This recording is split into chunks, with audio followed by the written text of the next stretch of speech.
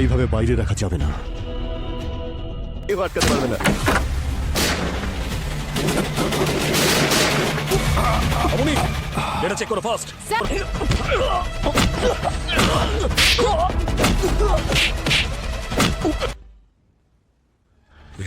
এবার স্যার, এগুলো আপনি কি করছেন? স্যার, স্যার, আপনি আমার উপর গুলি চালাচ্ছেন কি হয়?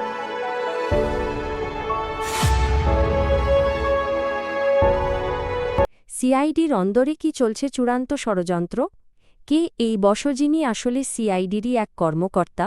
আর বারবোজাই কুখ্যাত অপরাধী কিভাবে প্রতিবার পুলিশের নাকের ডগা থেকে পালিয়ে যেতে সফল হচ্ছে? চাঞ্চল্যকর সব প্রশ্নের উত্তর খুঁজতে আমাদের এই বিশেষ প্রতিবেদন। বিশেষ পরিস্থিতি। এসিপি স্যারের গাড়ি বিউরো থেকে বেরোতে দেখে সিআইডি দলের মধ্যে ইনিশিয়াল কনফিউশন, কিন্তু পঙ্কজ দলের এক সদস্য স্যারের গাড়ি পিছু নেয়। ঠিক তখনই বারবোজা বুঝতে পারে যে তারা চিহ্নিত হয়েছে। জরুরি ভিত্তিতে ব্যাকআপ চায় সে। এক মুহূর্তের মধ্যে বারবোজা এক ব্যক্তিকে গান পয়েন্টে ধরে। পরিস্থিতি এমন মোড় নেয় যে মনে হয় বারবোজা তার উদ্দেশ্য পূরণের জন্য একটি সুযোগ বুঝে নিয়েছে। ঠিক সেই সময় সিআইডি টিম হাজির হয়। তাদের অস্ত্র ফেলতে নির্দেশ দেওয়া হয়, অন্যথায় ভয়ঙ্কর পরিণতির হুমকি। কিন্তু আশ্চর্যজনকভাবে বারবোজা ফের একবার হাত ফসকে বেরিয়ে যেতে সক্ষম হয়। সিআইডি টিম হতবাক। তারা বুঝতে পারে বারবোজা এবং তার সঙ্গে থাকা অন্য কেউ একটি বড় ষড়যন্ত্রের জাল বুনেছে। একজন সদস্যের মনে প্রথম থেকেই খটকা লাগছিল। প্রথমবার এসিপি স্যারকে জঙ্গলে বারবোজার সঙ্গে দেখে তার সন্দেহ জন্মেছিল। তার ধারণা বারবোজার সঙ্গে যে ব্যক্তি ছিল সে আসল এসিপি স্যার নন, বরং অন্য কেউ তার ছদ্মবেশ ধারণ করেছে। এই সন্দেহ আরও ঘনীভূত হয় যখন অন্য একজন সদস্য মনে করেন এটা একই রকম দেখতে, কাউকে ব্যবহার করে তাদের বোকা বানানোর একটি সিনেমার মতো চাল।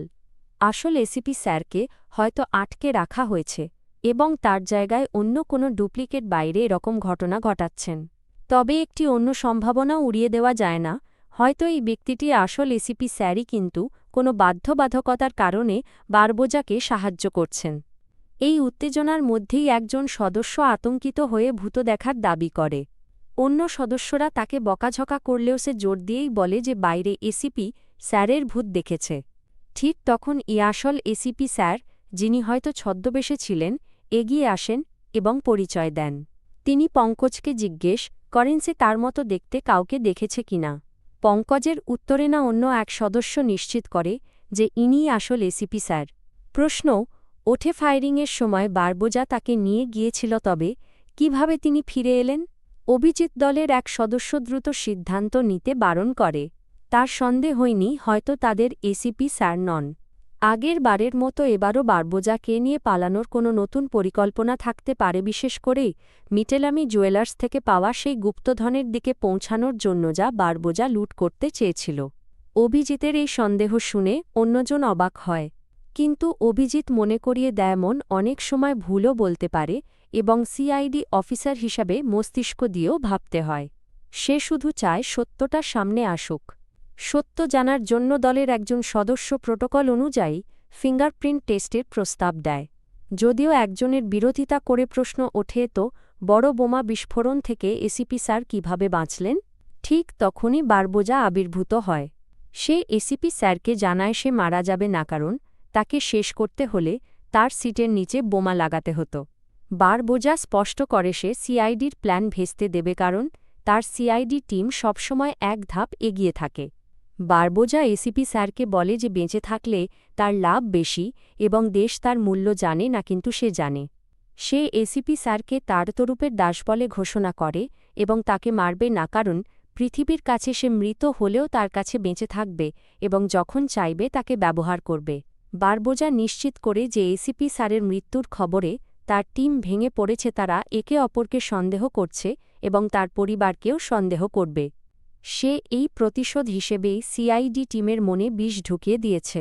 এসিপি স্যার এই কথা বিশ্বাস করতে রাজি নন, কিন্তু বারবোজা নিশ্চিত করে যে এটাই হবে এবং তারা জানতেও পারবে না যে আসল বিশ্বাসঘাতক কে। এসিপি স্যার বুঝতে পারেন বারবোজা জিতেছে। এরপর এসিপি স্যারকে নতুন মিশনের জন্য প্রস্তুত হতে বলা হয়।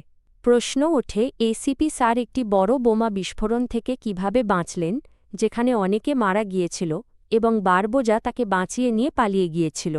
এসিপি স্যার ব্যাখ্যা করেন বারবোজা তাকে ভেতর থেকে একটি সিক্রেট দরজা দিয়ে নিয়ে গেছে, যার রহস্য একমাত্র ব্যুরোর অফিস সম্পর্কে ভালো করে জানা ব্যক্তিই জানেন। এই কথা শুনে দলের মধ্যে আবার প্রশ্ন ওঠে, ব্যুরোর মধ্যে এমন কোনো সিক্রেট দরজা আছে যা তাদের মধ্যে কেউ জানে না, এটা কিভাবে সম্ভব?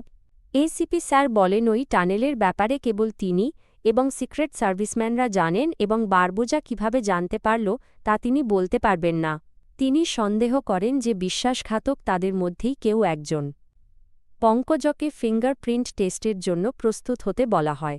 টেস্টে দেখা যায় ব্যক্তিটি এসিপি স্যার, কিন্তু তার হাতের তালুতে আঘাতের চিহ্ন রয়েছে। প্রশ্ন করা হয় বারবোজা কিভাবে তাকে বাঁচাল। তখন আসল এসিপি স্যার, যিনি হয়তো অন্য কেউ ছিলেন, ব্যাখ্যা করেন যে মাথায় আঘাত লাগার পর তার জ্ঞান ফিরে আসে এবং তিনি স্মৃতিশক্তি হারানোর একটি পরিকল্পনা করেন। তার মাথার যে অংশে আঘাত লেগেছে সেখানে মেমোরি পয়েন্ট থাকে এবং এই আঘাতের ফলেই তিনি স্মৃতিশক্তি হারিয়েছেন। তাদের মধ্যে একজন মনে করেই গল্পটি এখানেই শেষ করা উচিত, কারণ এসিপি স্যার এখন তাদের কোনো কাজে আসবেন না। কিন্তু অন্যজন বলে যে এসিপি প্রদ্যুৎ এখন আরও কাজের হয়ে উঠেছেন, কারণ তার কিছুই মনে নেই। এরপর আমরা প্রবেশ করি অন্য এক গভীরে। চরিত্রগুলির নাম তারা ভুলে গেছে, কিন্তু লোকেরা তাদের ভোলেনি। এখন তাদের মনে এই ধারণা ঢোকাতে হবে যে তারাবশ পৃথিবীর সবচেয়ে বড় অপরাধী। মজার বিষয় হলে এবসাসলে সিআইডির একজন কর্মকর্তা। এখন এই ইসিআইডি কর্মকর্তাকে প্রজেক্ট আলফা নামক একটি গোপন প্রকল্পের প্রধান বানানোর পরিকল্পনা চলছে। এই প্রজেক্ট আলফা সফল হলে, তাদের লাভব্যর্থ হলে সেই সিআইডি কর্মকর্তাই ধরা পড়বে। এটি একটি উইন-উইন পরিস্থিতি। বারবোজার পরিকল্পনার কথা জানার জন্য একজন চরিত্রকে তার সঙ্গে থাকতে হয়। যখন একজন জঙ্গলের লোককে বারবোজা সবলে উল্লেখ করে, তখন স্পষ্ট হয় যে বারবোজা সিআইডির লোক নয়, কিন্তু সিআইডি শুধু প্রমাণের ওপর বিশ্বাস করে। অভিজিতে সিপি স্যারের ওপর সম্পূর্ণ ভরসা রাখে, কিন্তু পঙ্কজ ফিঙ্গারপ্রিন্ট ম্যাচ না হওয়ার রিপোর্ট আনে, যা নিশ্চিত করে যে এই লোকটি আসল এসিপি প্রদ্যুৎ নন। প্রকাশ পায় যে আর শচীন আসলে বারবোজার জন্য কাজ করে এবং তারা বহুরূপীর ছদ্মবেশে রয়েছে।